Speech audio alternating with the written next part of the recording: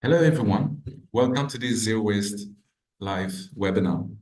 My name is Nathan Dufour. I'm the Reuse Systems Manager at Zero Waste Europe, and also leading on an ambitious European project aiming at scaling up reuse across Europe, but also beyond, which is called the Reuse Vanguard Project. I will be your host for today's webinar called On the Go, Accelerating Progress Towards Reusable Takeaway Packaging. Before starting, just a few words about Zero Waste Europe for those who do not know us yet. So we are a network of organizations working on implementation, movement building, and enabling conditions policy, but also the funding the transition type of work as well. We have an office in Brussels, but our network comprises 35 member organizations across 28 countries. We support our members on the national policy developments and also implementation of zero waste strategies at local level with near 500 municipalities now. For today's topic, we're going to talk about the development of reusable takeaway packaging in cities, with a special focus on not the least ones, Paris, Aarhus in Denmark, and then Berlin. We will discuss the key push factors to do so, the main barriers, but also the need for harmonizing the designing and implementation work, but also simply to demonstrate very concretely that European cities, including some of the biggest ones, have all well embarked on an ambitious journey to make reuse a living reality for the citizens. And trust me, there is a lot to get inspired from. This webinar is taking place as part of Zero Waste Europe efforts to steer the debate on what it really takes to get the transition to reusable packaging fully started, in a context where we know that the EU is, well, basically failing to deliver on a high level of ambition on reuse targets, not least on takeaway. I think it feels really, really good to hear that sort of message. So that's the main point of today's webinar. I would like to display just very quickly a few slides so that I can show you a little bit what the Reuse Vanguard project is about and frame a little bit this conversation.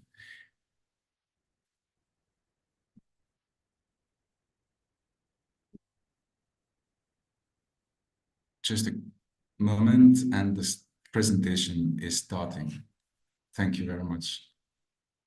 So when it comes to RSVP and the content, the context that we are in. So I just wanted to show you that slide, which basically shows you the scope of the problem in terms of packaging generation from 26 to 2040. You see an absolute exponential path in terms of projected growth of packaging waste in Europe, especially for paper, board, and plastic, obviously, but also wood.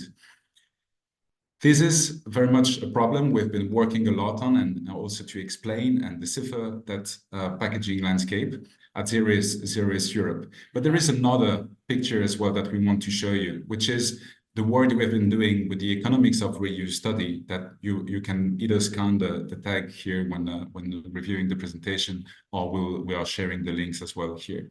But basically, we've scoped a little bit the matter in terms of massification of reuse in given archetype country for certain types of packaging. When it comes to containers for takeaway, we estimated that the return on investment would be a 2 to 3 years one. For secondary packaging, so transportation, big bags, would be also a 2 to 3 year one. And then for beverage packaging, which requires a bit more infrastructure, it is about 5 to 6 years. So how do you get basically from the initial doom picture that I showed you and then to massive scaled up reuse systems in key sectors? This is basically what we are trying to achieve with the Reuse Vanguard project, which aims at putting reuse systems at the core of the solutions agenda, which I think will very much succeed together with many partners across Europe and beyond. Not least because we have set the tone in the discussion with the packaging and packaging waste regulation, for instance, and now people see really reuse as a big thing, something we really need to consider moving forward. And the thing is that we want to create the conditions for the systems to actually get to scale in Europe. And in order to do that, we do that in different ways. First, we work with big cities and smaller and medium ones as well. like Paris and Berlin today, also others in terms of seeking alignments with the project that started outside of the RSVP scope, but for which we really very quickly saw how much alignment we had with the work we were developing. And the thing is very simple. We need to harmonize the implementation work across Europe because it has been mushrooming all over the place, and we really need to help make sense out of it. Also create a framework that gives a bit more predictability to how it will be implemented. And for this to happen, we developed that blueprint, which is at the draft stage for now, but we help to set up clear definitions for everyone to work around. Essential criteria, which are the 5 you can see there. And then minimum key performance indicators, or KPIs in the jargon, which are basically what we can see on the slide that will come after. Maybe if you can help me to, yes, on that slide, we have reusable packaging parameters which we define for the 3 basic ones. We can add other ones, but these are very much essential ones. We have rotation cycles. We need to know how much a packaging rotates. We need to have a good return rate. The highest it is, the best you will have in terms of environmental, but also economic performance. And then in terms of retention time as well is something quite important that we have identified within the economics for reuse study, not least, is the retention time, meaning that basically how long does it take between the time that a consumer gets the packaging in its hands and then the next cycle, basically. So all this gives a very important indication how the systems is working and helps it to perform best. And no, on the other side, the one just before, yes, please. Sorry. Thank you very much. For the blueprint, just showing a clear map of the cities we've been working on. So we work with Paris and Berlin, we work with Ghent and Leuven in Belgium, Rotterdam in the Netherlands, and then we have also Barcelona in Spain. And then on top of that, with the gray point, you see that there are other cities, including others, and that we have with us today, but also others like Halle and Stuttgart in Germany that we are increasingly collaborating with. So basically, we want to achieve simplicity and best performance, scalability and replicability as soon as possible, and also user friendliness, which is very important. Last but not least, who we have been working with, the RSVP partners. Very much important to mention them. The Deutsche Umwelthilfe in Germany is our key partner. We have Réseau Vrac and Réemploi, a large professional network in France, working on the Paris project together with Zero Waste France as well. We have Enview and Recycling Network Benelux collaborating on the mission reuse in the case of Rotterdam, but also Leuven and Ghent. And then we have Resero in the case of Spain, and many organizations and initiatives we've been collaborating with across Europe and also on the other side of the Atlantic. And our main funder, of course, Plastic Solutions Fund, which I want to thank you for the support over the years. Now we can stop the presentation and move on with the next steps because there's still the speakers to introduce. With the RSVP project partners, what we did is basically we agreed that the best thing we could do for today was actually to give the floor to some of the key stakeholders we've been working with on the ground. When it comes to the transition to systems for reuse in the takeaway sector, especially cities are very much central stakeholders to engage and work with indeed. And for this webinar, we have 4 excellent speakers to showcase this to you. The first one, Florentin Letizier, Deputy Mayor of Paris, who could unfortunately not make it last minute because of other obligations, but he still left us very willingly a recorded message to help us frame this conversation from the Paris side. And then we're lucky to have with us Zoa Beguin as well, Head of Circular Economy Projects for the City of Paris, to represent the views and work of the city and complement all that with very concrete examples. Then we will move on with Simon, the French language intrusion. Simon Rousseau, Project Manager for Circular Packaging Systems in the Aarhus Municipality in Denmark. And then we have Tamara Fischer as well joining, who is a Senior Policy Officer at the Berlin's Regional Environment Ministry. Last words on the webinar, the way it is structured, how it works. Each speaker will present, speak for about 10 minutes, all in all. And after each presentation, we'll have about 5 minutes for clarification questions.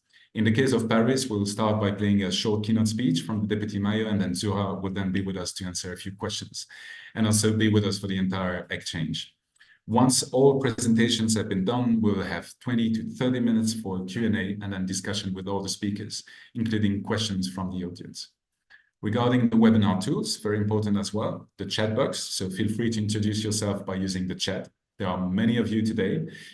Questions, indeed, because we want you please to submit your questions via the Q&A button, not in the main chat, but the Q&A button on the row at the bottom of your webinar screen, which I will then pass on to the speakers to save time. And do not use the chat function, indeed, as I just said, because otherwise it might get lost. So let's avoid that.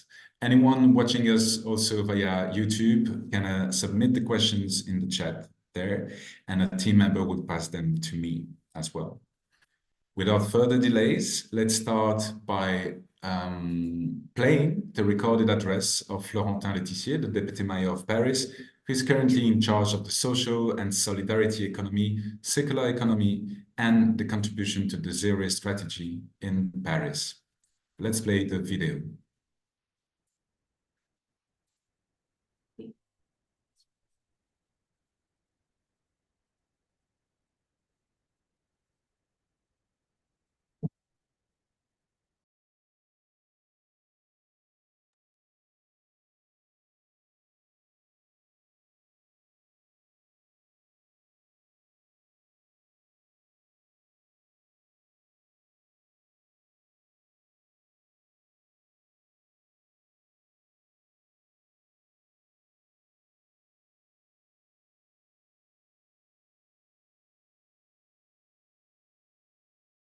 We're trying to fix the sound issue because I see a few of you cannot hear, so most likely nobody.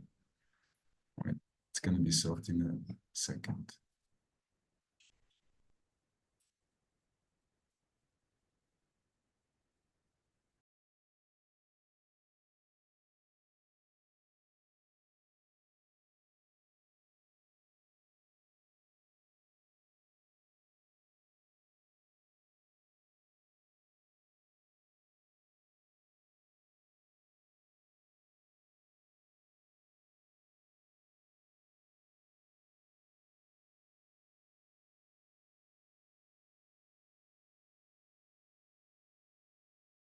Hello everyone, thank you very much for your invitation.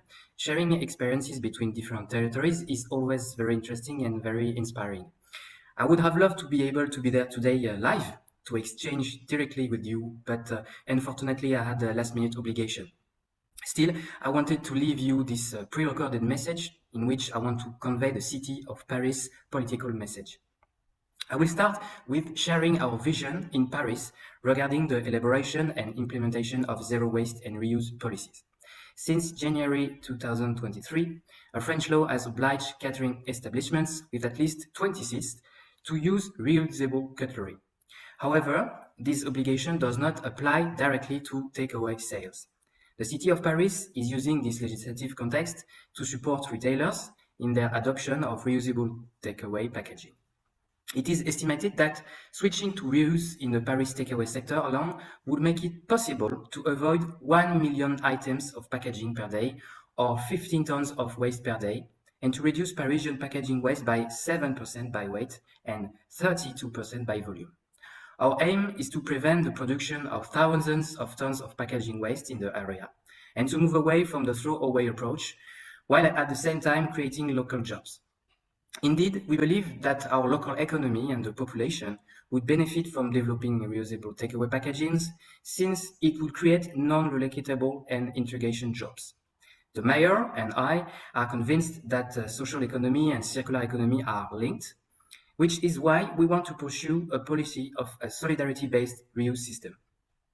I will not develop about the actions we have implemented in Paris towards reuse and zero waste, as you will hear about it later, but I wanted to leave you with a message that we try to convey at the city of Paris as a cry for help towards the states and European Union.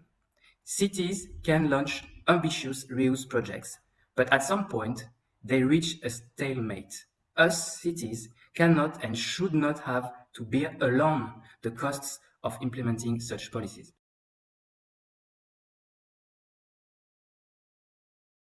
Here in Paris, we have already tried everything we could think of to accelerate the reuse of takeaway packaging. We have given financial support to make the transition, supported the investment in fleets of reusable packaging and cups. We made big communication campaigns. However, without national constraints, the majority of restaurateurs, even organizers and businesses, will not switch to reuse, but will opt for the easy disposable solution because the environmental and health factors are not taken into account in their cost-benefit calculations, and they have other stuff to think about. We now need a much more ambitious law to progress towards zero waste at national and European levels. This is why here in Paris, we try our utmost with our tools and current legislative framework. But at the same time, we try to get national legislation to evolve so that it's binding, or more so, in order to take things to the next level. So thank you for listening to me. I'm convinced that today's discussions can lead to a large-scale switch to reuse, and we'll keep a close eye on what's being done in our neighboring countries, particularly in terms of legislation, which is a source of inspiration for more ambitious measures.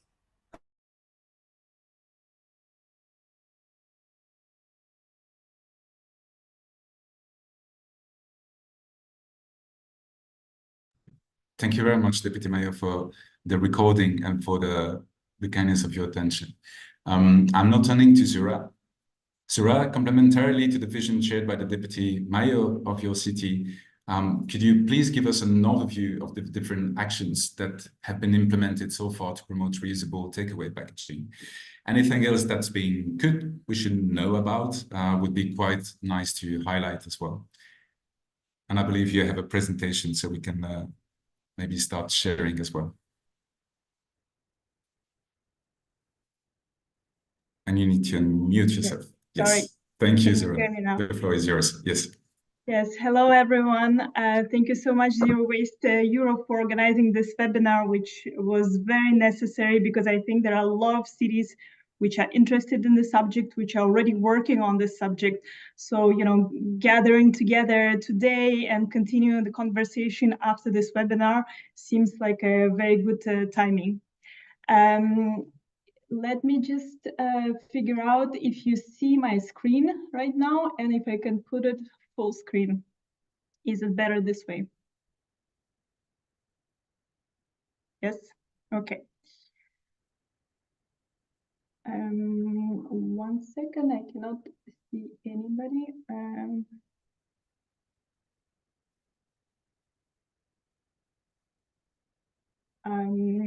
Nathan, you tell me if there is any problem because I cannot see anymore the screen of no, it's just fine. Yes, okay, no worries. Perfect. I'll tell you. Okay, perfect. First of all, I wanted to excuse Florentin Letizier, who wasn't able to be here with you today, but I'll try my best to present as well the different actions that we've been leading these past years on promoting reusable takeaway packaging. So the action has actually started since 2020 by the creation or initiation of a regional network or sector association of reuse solution providers. We thought that it was good to combine back at the days more than 15 solution providers together in order for them to create a network and be able to collectively respond to different subjects and face a big, a very well organized disposable packaging sectors and actors. Ever since they've been a reuse system test, which was launched also in 2020 by a solution provider called Consigne Gringo, which was implemented in the 10th district of Paris. It had two very good results. First of all, they managed to, with the support from different stakeholders, be it us or CTO, the packaging production responsibility organization, and the state, they were able to involve more than 70 restaurants from the 10th district in the system, and they were able to get a very high return rate.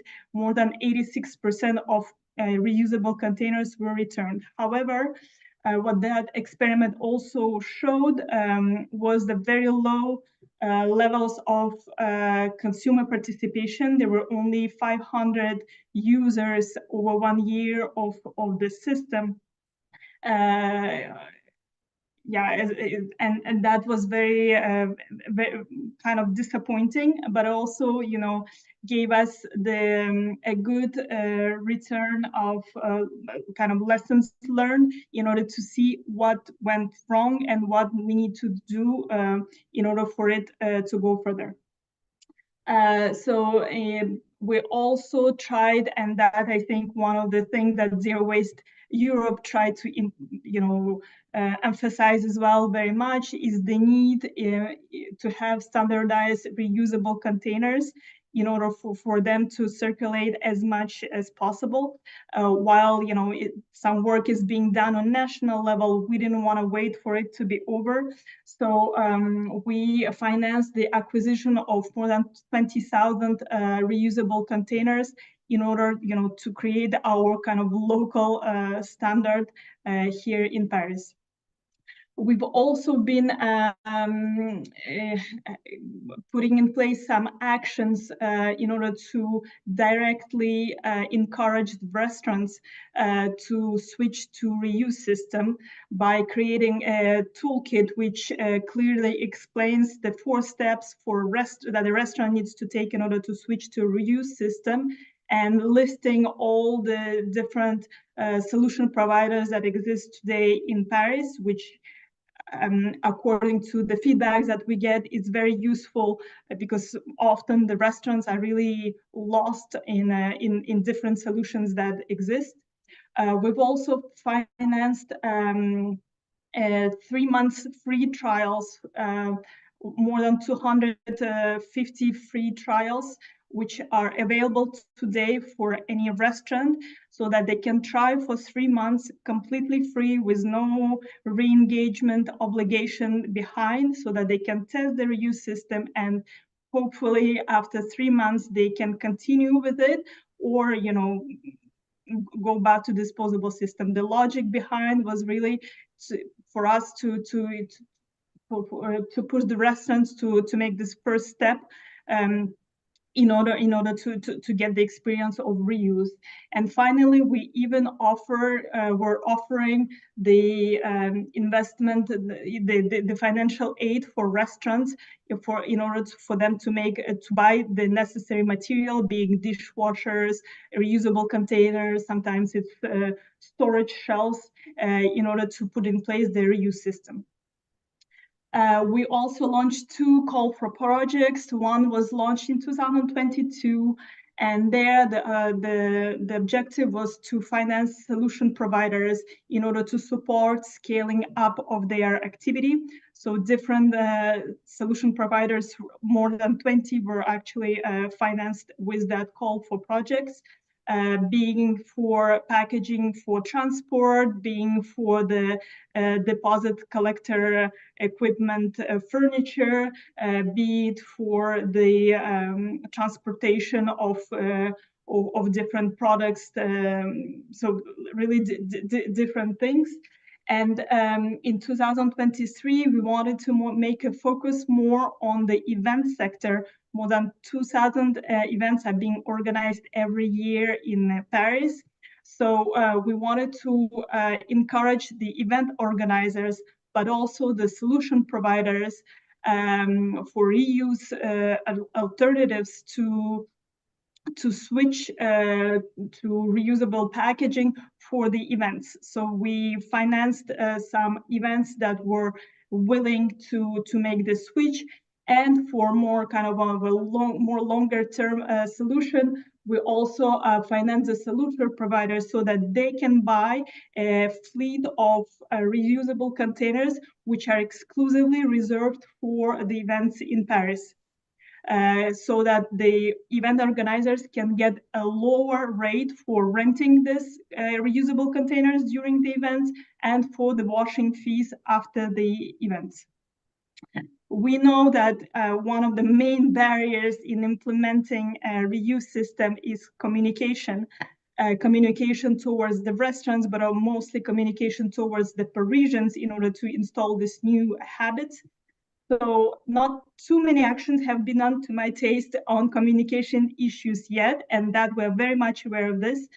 Two things which were done was the creation of the visual identity so that people can see, identify the restaurants which suggest the reuse systems, because you will find this type of logo that you see on the screen on the on the windows of the restaurants, as well as the map of restaurants that offer today a reuse system or collection points. There are 140 restaurants today in Paris out of 8,000, so we have big still a lot of work to do to scale it up, that offer the reuse system today in Paris.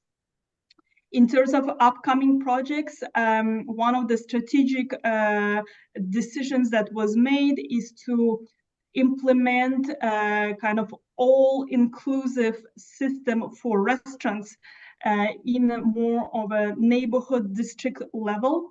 So we can test different aspects, adjust them, adjust the economic model of the system. So one of this kind of complete reuse system, which will be launched in the 19th district this year, and another one will be launched next year near the banks of the Seine river.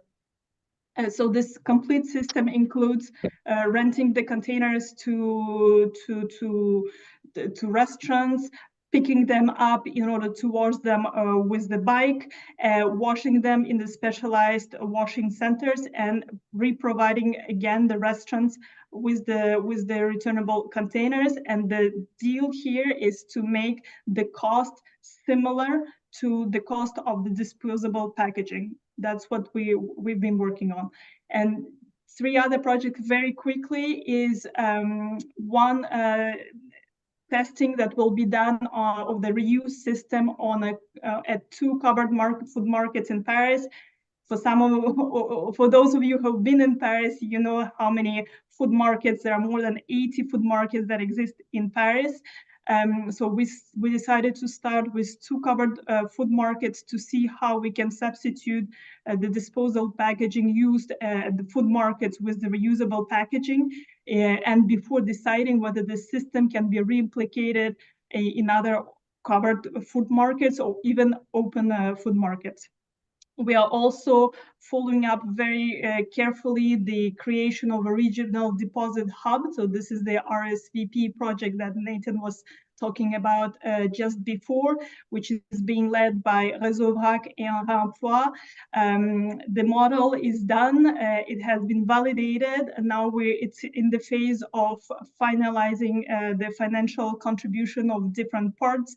And the Réseau Vrac and Remploi is in negotiation with CTO, so the packaging producer responsibility organization, regarding their participation in this project. And finally, Kann es sein, dass es länger als 10 Minuten sind?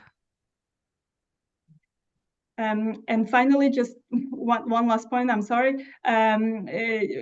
In terms of communication, and I was saying to you, this is really, we're very much aware that more communication on the reuse habits needs to be made towards the Parisian, because that's not part of something that I used to do today. This is not part of the reflex that they see or that they make when they come to a restaurant which proposes disposable and reuse packaging. So the whole the whole idea here is to really incentivize and educate them that when they have the choice, why they should make the choice of the reuse.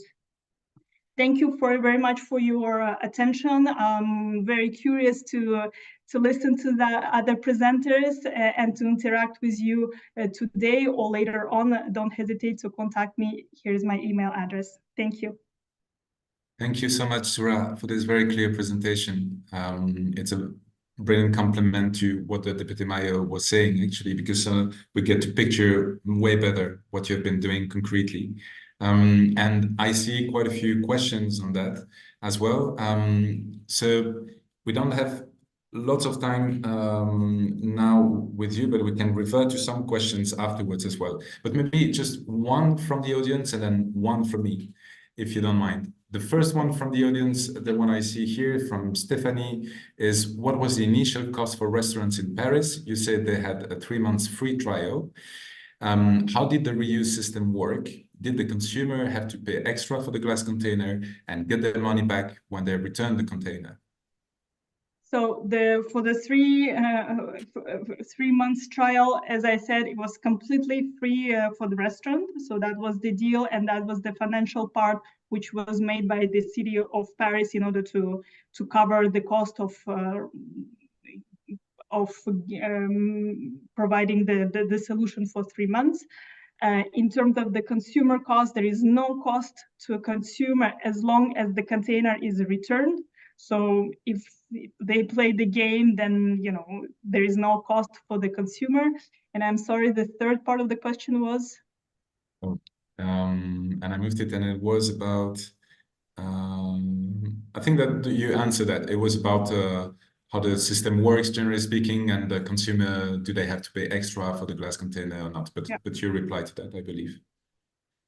Perfect. Thank you very much. And then there is a question I wanted to ask you also about the Olympic Games, because we know it is one of maybe the biggest event on this planet. It's coming to you with all the challenges that one can imagine about how to set up, especially reuse systems in such conditions. And yet there is a commitment to have reuse at play during the Olympics. Obviously, Paris is not the only one deciding there. There is the Olympic Game Committee, which I think you can tell us about. But what I wanted to know is, generally speaking, can we guide a little bit our audience? Can we tell them what they can expect in terms of reuse and waste generation, generally speaking? Is there any plan to promote reuse at large? And then, yes, can we expect the public to have info about the return rate and number of rotations, for instance, or any sort of performance indicators that would help to measure the performance of the Olympic Games, which is the first time in history, I think, that something that big would be implemented. Yeah, indeed, vast question. I think it almost needs a webinar on its own.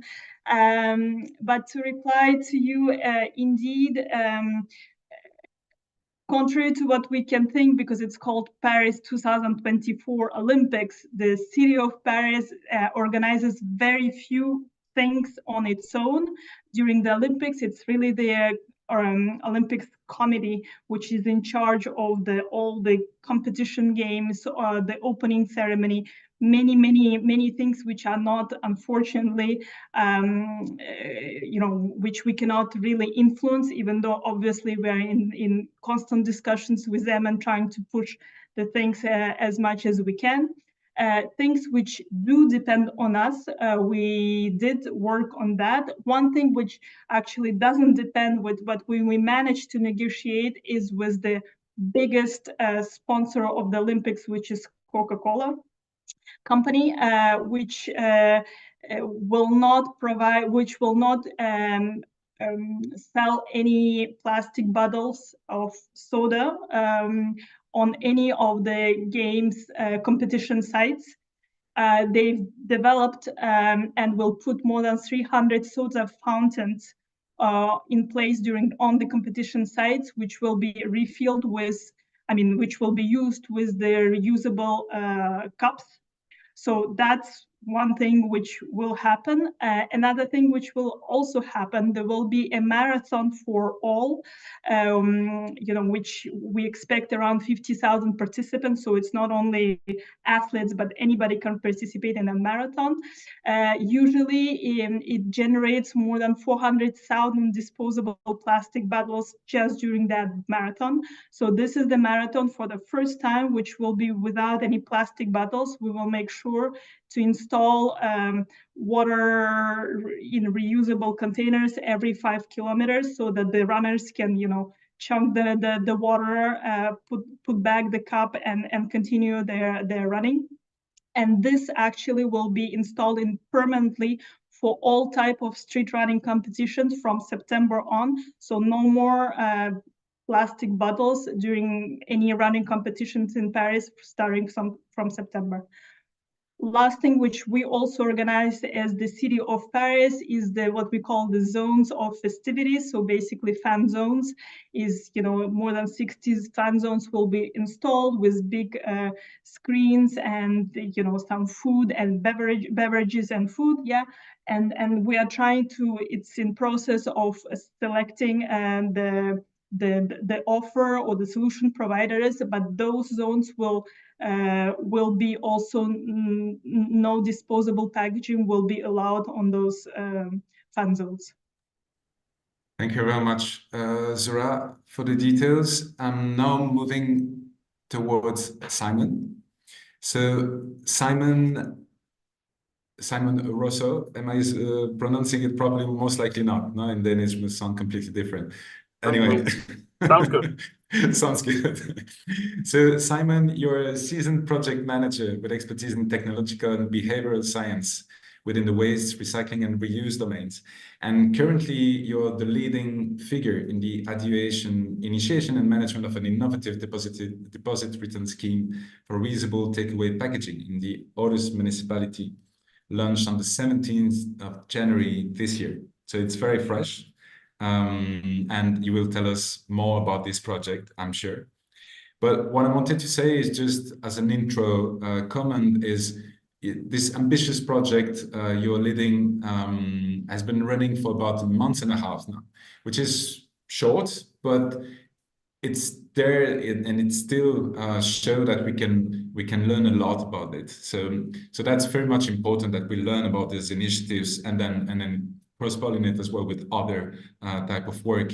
And the thing is, when I look at your project now, and because of the way it is designed, I feel that, when Zero Waste Europe says that it's not the if, but how we make reuse the norm again, it must particularly resonate with you.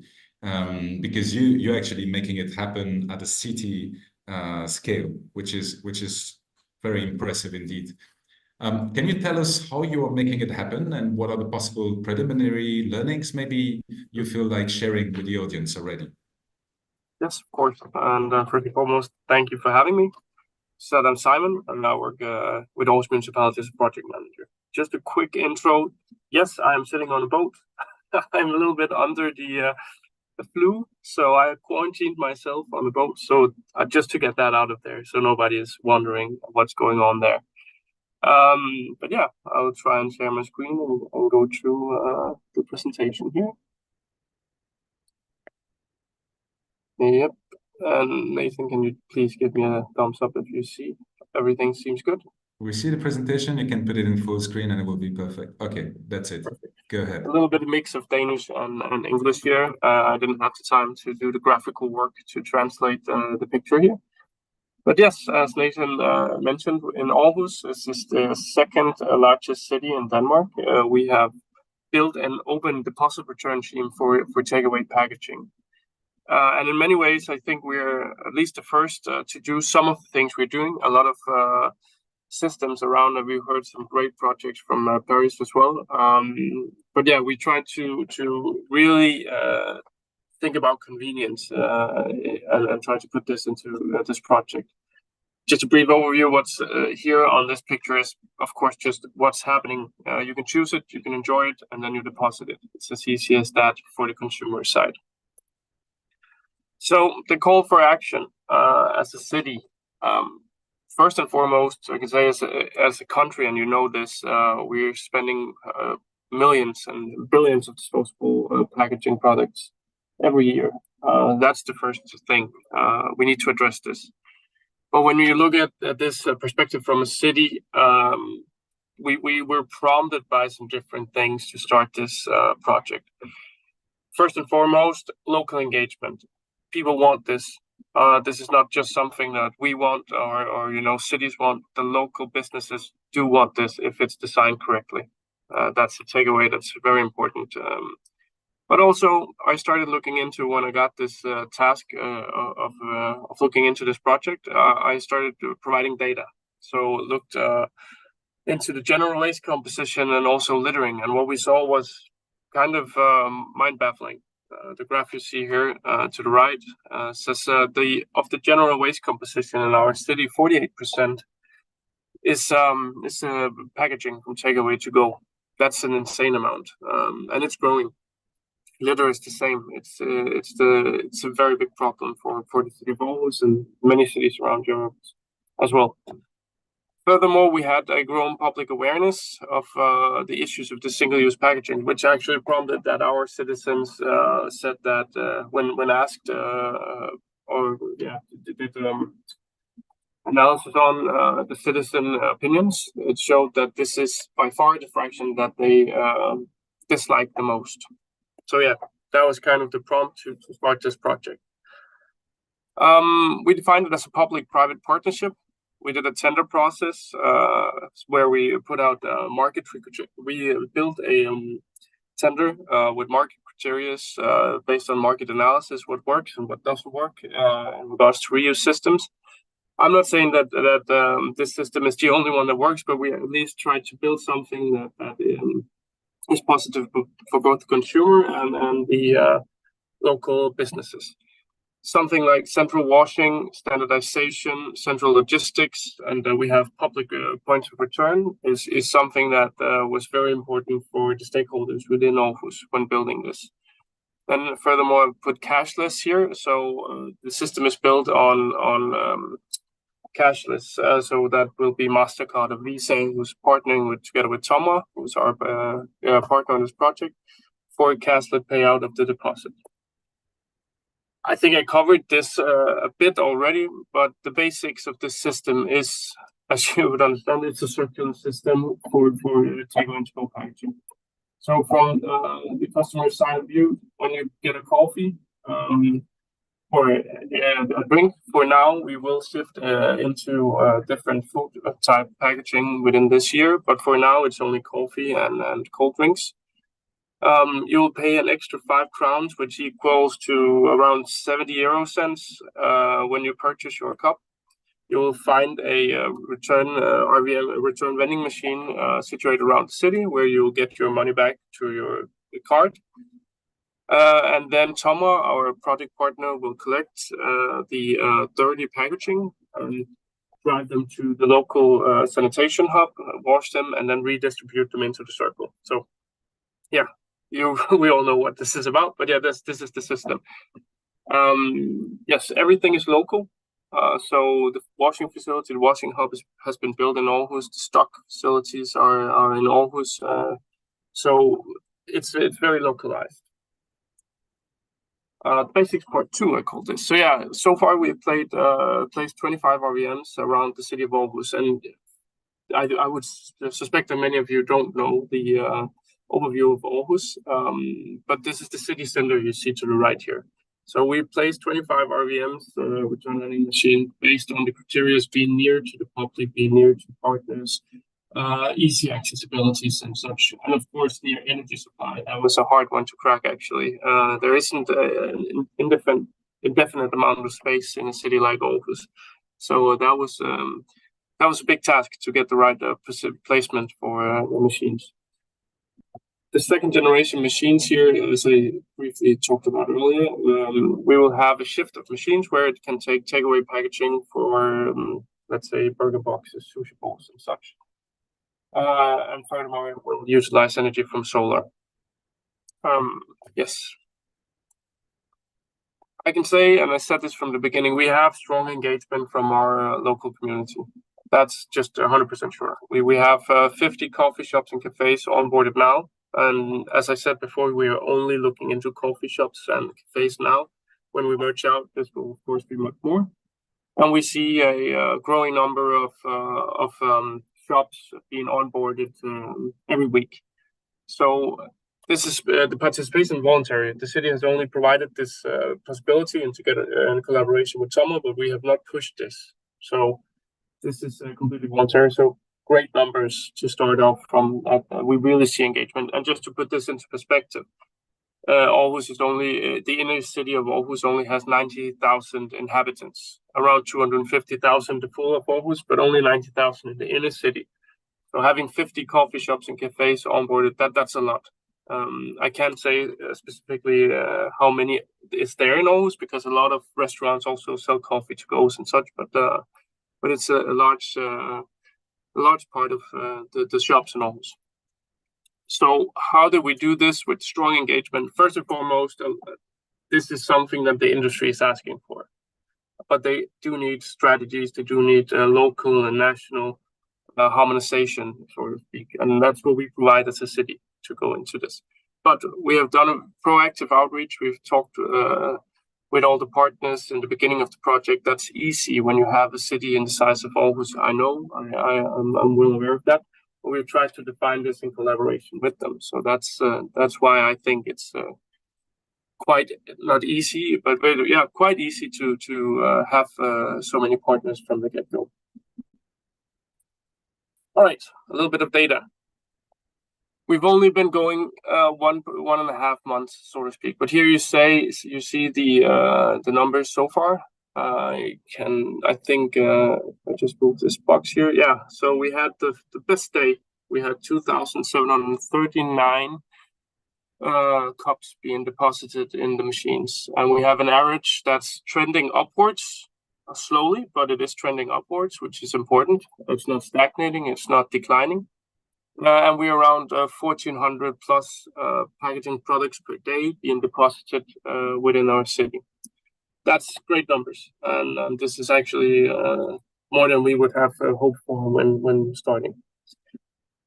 Lastly, I would like to have a look at some preliminary data. I would say I've taken a couple of slides from Boston Consulting Group, who has looked at our took a deep dive into our project here.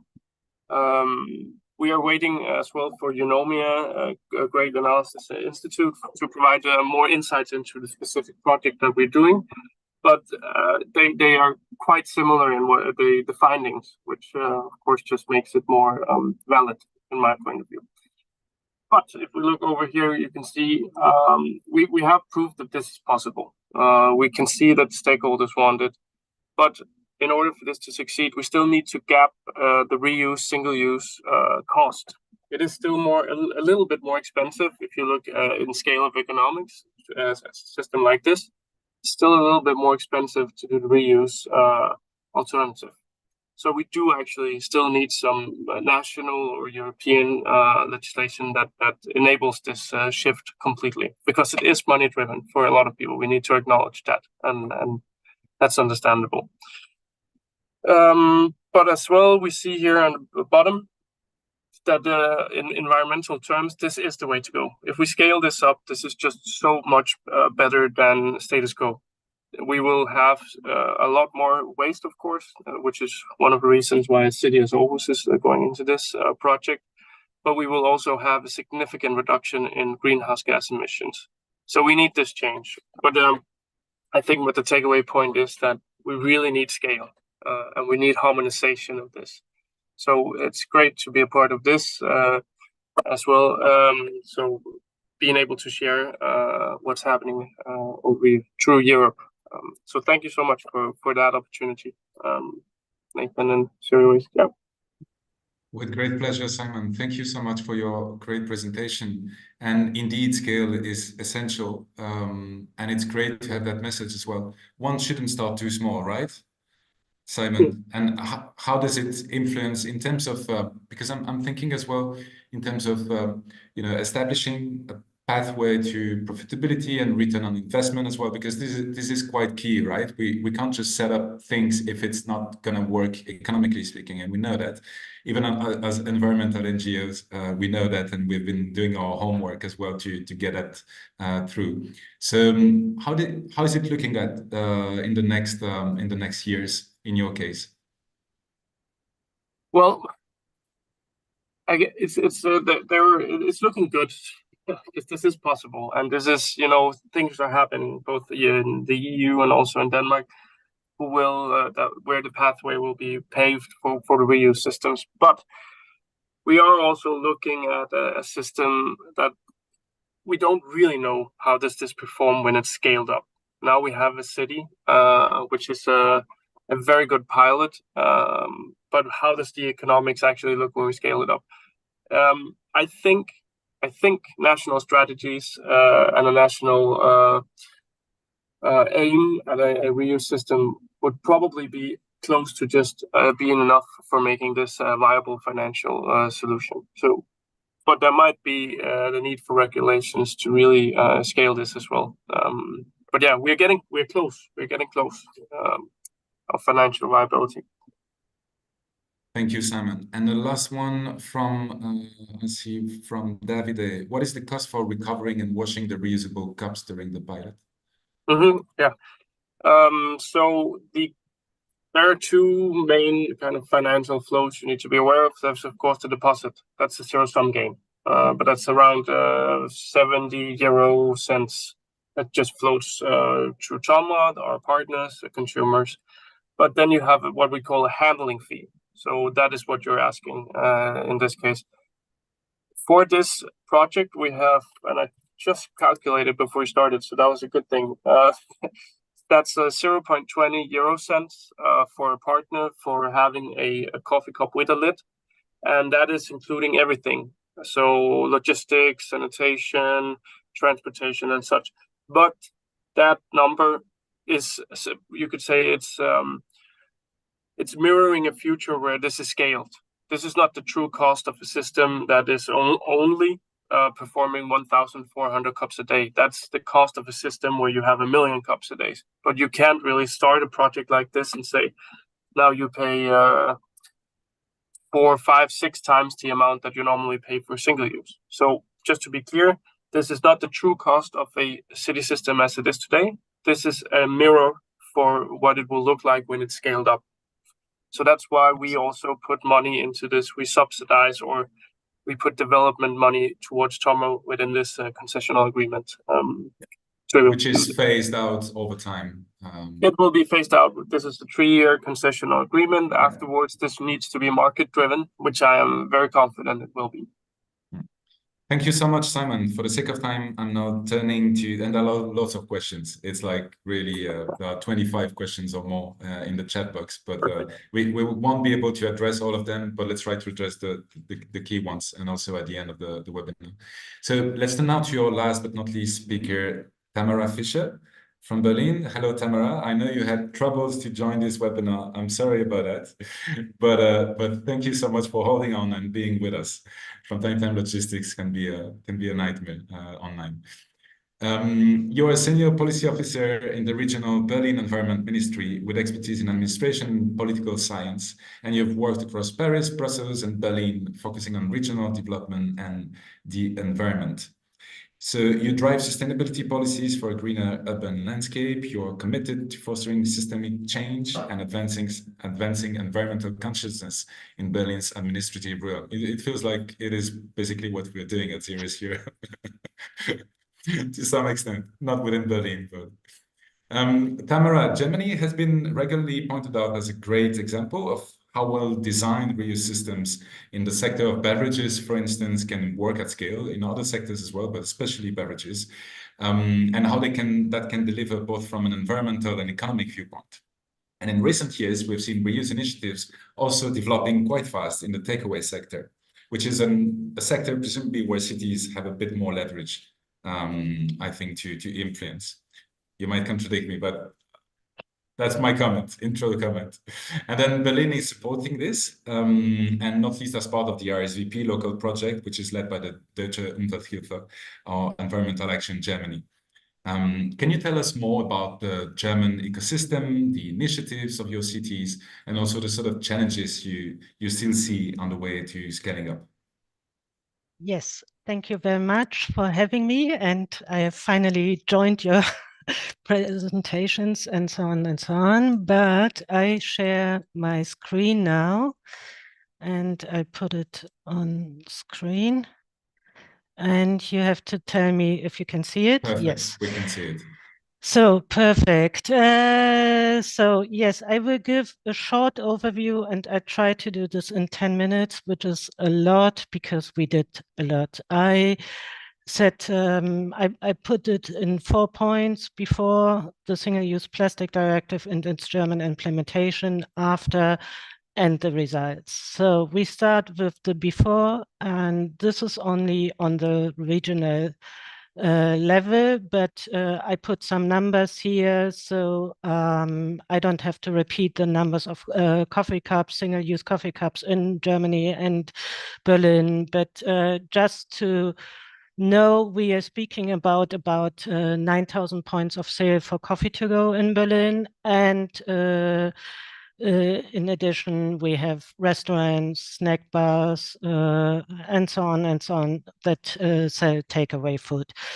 And you have to bear in mind that Berlin is part of the German legislative system. So we are a city, we are a municipality, but we are also one of the Länder in Germany, which is part of the we decide about some of the national laws also, or we have to agree on them. And we are part also of the European legislative process as a land. That is beginning. Since 2012, we banned single-use products in our green public procurement rules in Berlin. So no beverage in disposable packaging, no disposable crockeries and cutleries in the Berlin administration. This was one important difference to a lot of cities in Germany, that if you go in a school, there shouldn't be a single-use plastic cup, or if you go in a restaurant in the Berlin administration. But yeah, but it's already good. And the real starting point for our external projects was a decision of the Berlin Parliament. It was called Berlin Becomes a Cup Hero from 2017, and it asked us to take 2 actions: granting a discount if you use your own reusable cup, and the introduction of the Berlin reusable cup. So the first one, we put together a network of all the stakeholders, and we called it Better World Cup. If you bring your reusable cup, you get a discount of 20 cents or a cookie or something like this. And at this time, we had about 1,000 participating points of sales. We did a map of all this. We put information materials online and in print, like hygiene guidelines. If somebody brings it, a lot of restaurants were hesitant, and we put it in German, English, Arabic, Turkish, and Vietnamese language, so that everybody could use it and read it. And later we changed it a little bit, going away from the reusable cup, more into the information of the hospitality industry and customer about the legal changes, which I will explain later. And what we did also in the last years was to do annual surveys on how the people use single-use plastic in takeaway or reusable packaging, what they think about it. And this gives us a great idea what we should do. And the second point, our our own Berlin Cup, we noticed that we can't do this because we had already an emerging market in Germany and in Berlin with several companies who proposed pool systems. And that's why we said, okay, we don't do a competition on the market, but we try to support them. And we started in 2019 a project where we said, okay, it's very important to improve the points where you can get a reusable cup, but also invent a logistics system, distribution, and clean the cups, because we have a lot of shops especially near our transport lines or on the transport lines, which have no dishwasher, and it was a problem for them to join a reusable system. As you see, it was full bang on in COVID time, and so it was medium successful because people stopped to use public transport. They stopped also to use reusable cups, and so on and so on. So the first point that they should introduce new point of sales to the reusable cup system worked very well. The other, no. It was too expensive. Simon said now it's 20 cents in Aarhus. In Berlin, it was at this time 30 cents for the logistic, the distribution, the cleaning, and all the things per cup. And nobody will pay this supplementary if single-use plastic cups are at 8 cents or 10 cents. So this was really a problem. So mixed feelings about this project, but it was not the fault of the company who supported us. Then the big change came with the Single-Use Plastic Directive from 2019. I don't repeat it for the Europeans. I heard some people are not here from the European Union because everybody in this field knows about it. But I just want to show you a directive has to be translated in national law, and I just want to speak about the point: reduce the consumption of certain single-use products like the drinking cups and the single-use plastic containers for prepared food. So this is the German translation of it, and it's very, very, very complicated, and everybody looks like this. And I started to translate it in a little bit better to understand sentences. So the German Packaging Act says that starting from the 1st of January last year, if a business offer takeaway food or beverages, and the packaged food, or they package food in front or close the consumer, they have to offer a reusable alternative. For takeaway drinks, the material doesn't matter. They have to offer something. If it's food, then the container must be from plastic or with plastic. And if the shop is smaller than 80 square meters and has no more than 5 employees, they don't have to offer a reusable alternative, but then they have to fill the reusable containers brought by the customers. This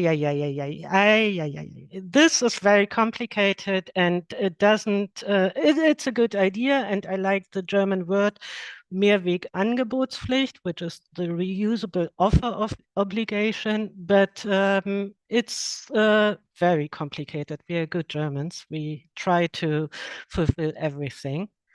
So what we did afterwards, we started a very similar project to to Aarhus. This is part of your project, the Reuse Vanguard project, because we have a lot of different systems now. We have Recap, which has about 1,000 point of sales who use this system. We have Vital, which is app-based and not deposit-based. We have Zike here also, but we have also those types are used in different point of sales and chains like Burger King and so on. But then we have supplementary chains like McDonald's and Starbucks. They have their own reusable system. So it's very complicated, and you can bring it only to the point of sales which use the system. So it's not very good. And that's why we decided to try also with reverse vending machines, which we want to put in the public, that you can use it for different systems, and then they take it away and clean it and bring it back. So it's the small like Aarhus, but smaller. And then in November and December, we started a campaign to inform consumers that there's always a reusable solution if you ask for it. And so we put this on posters, and we made ads in Google and Instagram, and we put it in ads in newspaper, newsletters, and so on and so on. So this is the three motives: sushi to go in the plastic toolbox, and bowl to go in the flower pot, and the bubble tea to go in a vase. And we are waiting now for the scientific explanation how it worked. And we prepare that also for events in public places, there's a ban of single-use cups and containers. And we tested already in our fan zone in the European Football Championship, which is coming this year. And yeah, and the good question is, and we are, as I said, we are not very happy with the German implementation of the single-use plastic directive. So we ask in the German Environment Minister Conference, which is between all the Länder and the federal level, that we should improve the German Packaging Act by enlarging that we say, regardless of the type of materials, customers should always have a choice between single-use and reusable packaging. Then we want that you can give back your standardized reusable packaging in supermarkets. And then we want to learn from France that no disposable tableware and packaging can be used for on-site consumption. And then the last one, which Simon said, which is very important, to introduce a national fee on single-use containers. So single-use should be more expensive than reusable. At the moment, the law states reusable can't be more expensive than single-use, but we want to have single-use more expensive than reusable. And then we hope that more people decide on reusable. We saw it with plastic bags in Germany when they introduced a fee of 30 cents. Then it was reduced by a third every year. And we will see what the PPWR brings us on the European level. We say it's better to have something on the European level, but I'm not very convinced at the moment that the proposal we get now, hopefully we get now, will be enough. So let's see. I know that the trilogue finished yesterday, but don't know if Germany will approve it in the council. So I'm very, very pessimistic at the moment. And this is a short overview from Berlin. Thank you very much, Tamara, for this extensive presentation. Now, we don't know, we have hints already from the trilogue's discussions, and indeed the picture is not looking great, especially when it comes to takeaway packaging. And indeed, we faced the idea of, again, like what you emphasized in your slides, the idea of having a reuse, the obligation to accept packaging from the consumer, which is a refill sort of approach instead of having a proper reuse system in place with clear reuse targets and so on. Anyway, but I'm not opening that Pandora box because it's a full webinar in itself. But just a quick question to you, and then I will open up for the rest of the panel. Any hints on how we could generate interoperability and logistics sort of optimization early on between, say, takeaway packaging and other types of packaging? In Germany, you have that system where supermarkets have these reverse vending machines. We've been exploring that as part of our SVP, as you know, but it's easier said than done, right? No, it has to be a legal obligation. Okay, I remember, I'm that old. I remember 20 years ago when we introduced the deposit system with bottles in Germany. And it was in the beginning a catastrophe because there was no obligation. You could bring it back to the supermarkets. So you could bring it only back to the supermarket where you bought this specific bottle. It was crazy. And we lost a lot of deposit in this moment. So that's why we said, please introduce an obligation to take back the different deposit systems or the different reusable packaging systems in the supermarket. They didn't do it. So now we are asking again, because if you can't bring it back, then it's very difficult to convince people to think about it. It's you do it one time, you do it, you rent it a second time, and then you have 10 boxes at home, and you never bring it back. Indeed. There is one question from the audience, from an anonymous person. So the reverse vending machines in Berlin are also for food containers, or that's the plan? That's the plan. Yes. Yes. And there is another question on any hint when that will start, actually, in the case of Berlin. You have to ask Nora, which is here. But she can't answer, so we will see. I know it's hard very work. bumpy, and it's Yes. not good that Tomra, the same company like in Denmark, is our project partner, because I see some difficulties for our reverse vending machines. We are a smaller project, yeah. Yeah, it's a tricky development to make it work. And then in the case of Berlin, it's the parameters are also quite different. It's a bigger city. You need to make a clear parameter as well and make it work with in a market that is structured differently than in the case of Otis, I think. Yeah.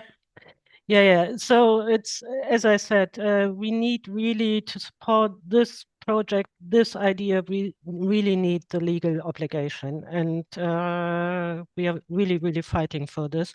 And if I can ask one question to Simon, I think it was also in the questions. How is it in Denmark with the national translation or implementation of the single-use plastic directive? Let's start with that, and then there is a raised hand from Zura, and we can continue. Not good is the answer. The translation is not good. We're still lagging behind. Historically in Denmark, cities has been the first movers. And then the national agendas is somewhat defined through the work being done in cities and municipalities. This is the same here. So I think we need some proof of concept before actually merging into a national strategy. That's why I actually think the project in Aarhus has more than what the eye see in regards to what we can do with this, because I think this can actually put a national strategy closer to fulfillment. That's at least what I can kind of feel around me happening right now in Denmark, being contacted by a lot of the departments and such. So hopefully that's what's going to happen in the next half a year. Thank you, Simon. Zura, you had a point? Yeah, I just wanted to emphasize, so as Florence and Laetitia was saying, we, contrary to Berlin, we have a very similar situation in terms of our advancement and going back and advancement, and also similar to Denmark in a sense that we do hope that our small initiatives, which are very similar in terms of, you know, the system that we envisage, will inspire the national legislations to change. However, contrary to Berlin, we don't have any say on the legislation on the national level, and we don't have any legislation on the go elimination of single use. However, one point which was highlighted by Tamara, and I do believe that's the case for many cities in the world, is that we as cities, we are responsible for managing our public space and how it's being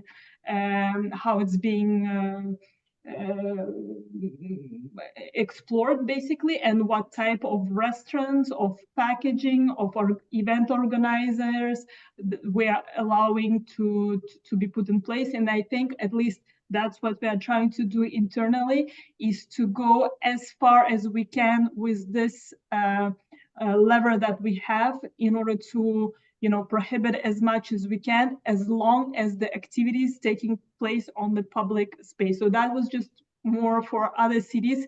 It's I think it's an important sector to really explore as a city. Thank you, Zura. I see a question now about the role of the different roles local authorities can or should play in setting up reuse systems. Where does it stop?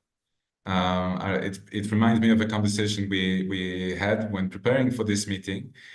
Where does it stop? The role of the city, and then linking that up maybe with also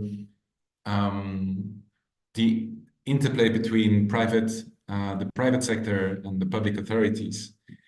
We hear a lot about what the private sector expects from local authorities, but you maybe have a clear idea as well on your side as what you expect from the private sector, from businesses that have been investigating the field and trying to launch their own systems and so on, for instance, and maybe bigger actors. Like, can you just try to answer these two questions together? Ooh. Should I just start? Yes, please. All right. Well, I think the role of the city, the municipality, the local legislators, we do pilots, we drive innovation, but we are not operationally fit. So we need, of course, the private sector to drive this from ideation and then to something that's actually operational on a scale. But we really do need the cities, as we are all agreeing on this here, for the innovative and the first steps, because we are investing in this in Aarhus, yes, but I promise you that Tamara is investing a lot more into this. They also do have the market upside if they succeed at this, or when they succeed at this. but they are heavily investing. And this blended finance kind of approach, I think that's just needed in this transition. That's not only within packaging. This is all circular economy. You need to have a market that's ready for the transition, and you need to have strong partners actually engaging head on and financially within the projects. But the city, I do think that there is a possibility for the cities to continue to support systems like this after the pilot phase, because we also have a lot of positives to come from this. Lower waste generation, less litter in the streets, less handling, and so forth. But yeah, I think that was the word from my side. Thanks, Simon. Zura, Tamara, do you want to react to that? I think I saw one question being something on the tax that the city can impose. Unfortunately, this is the case of Paris. I think it's a great idea and I would love to see it, but we can't do this. We are not part of, we don't define any taxation. It's being done by the government, by the state on the national level, as well as single-use fee. This is also that has to be done on a restaurant level or on a national level. Unfortunately, we don't have this possibility, so that's kind of our limitation. And to answer to your question, I think we do have a role to play as an authority, public authority, which sends a signal to the market that the reuse system are wanted and that's the future, and that the public or local public authority is investing a lot in it. And I think sometimes that could also be enough to motivate the market and the solution providers to develop further their systems. Yeah. Thank you, Zura. Tamara. And I agree completely with Zura. It's a sort of innovation public support. So if we support innovation in technology, and in this case we support new innovation in reusable, and that's why we have a need to make our cities cleaner, and it's becoming worse and worse after COVID. Our parks are dirty, our streets are dirty, and so on and so on. And if we want to change this idea, we have to support a new emerging market of reusable. That's my idea of it. Thank you. Something that a question I extracted from the registration process, actually, which is how to start a new system in locations where the reuse ecosystem is either non-existent or at its early stages. Any tips, advice, how to structure that process? What is the role you would play or you have played as a municipality or city? But I would say that is the best place to start a reuse system, because you don't have a lot of competing startups fighting over the both ground, what to say, and so the less reuse projects already in place, the higher the success rate for actually defining your system. But how to start it? I think if we're talking from a city perspective, I said it before, but ask your citizens what they feel about takeaway packaging. Look at your general waste composition, and then look at the budgets for the city. Those three things, budget in regards to waste handling, of course. Those three things in collaboration, then it's kind of a no-brainer, because it's so expensive to clean up after single-use producers. And I know we have the EPR now getting into place, but that doesn't cover a fraction of the true cost for cities. But yeah, ask citizens. Look at what waste is in your garbage can and analyze on the budgets needed to waste manage.